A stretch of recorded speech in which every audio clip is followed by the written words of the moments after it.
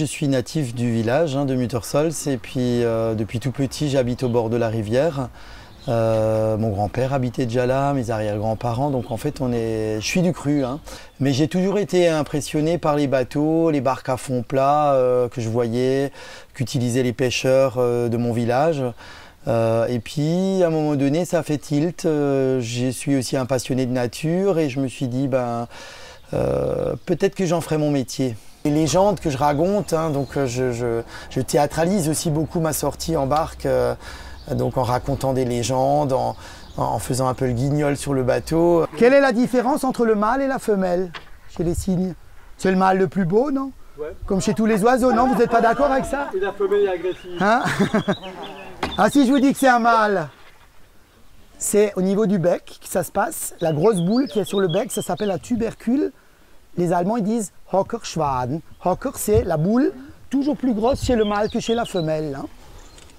Mais parfois le mâle on le reconnaît facilement parce qu'il gonfle son plumage, il fait ce qu'on appelle en alsacien le mox, le macho. Une fois qu'ils sont sortis de chez moi, qu'ils ont fait la balade, ils ont une meilleure connaissance du secteur, du milieu naturel, de l'histoire, d'une petite partie de l'histoire alsacienne.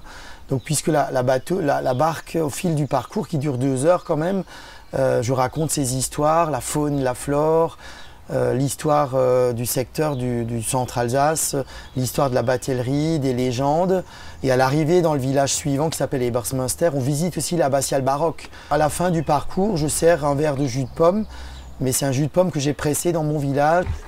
En 1976, il n'y avait plus que 9 couples de cigognes en Alsace. Elles ont failli disparaître et tout un symbole avec. Aujourd'hui, on est à 500 couples. En fait, attention, vous allez vous faire chatouiller, vous avez vu là? Mais parfois, il y en a même qui disent que je le fais exprès. C'est juste une chatouille, une gratouille, ouïouïouï. Donc à un moment donné, on a créé des volières, on a empêché les cigognes de migrer. Donc pendant 3 ans, on les garde en volière. Au bout de 3 ans, on les libère, elles ne partent plus, elles se sédentarisent. Mais ces cigognes qui restent en Alsace, elles font des petits. Et ces petits-là, c'est inné, partent encore. Mais beaucoup ne reviennent plus. Parce que dans certains pays africains, parfois on a faim, on tire dessus, on récupère même les bagues pour faire des colliers. La cigogne suisse, elle est facilement reconnaissable à la croix helvétique sur la bague, un léger accent.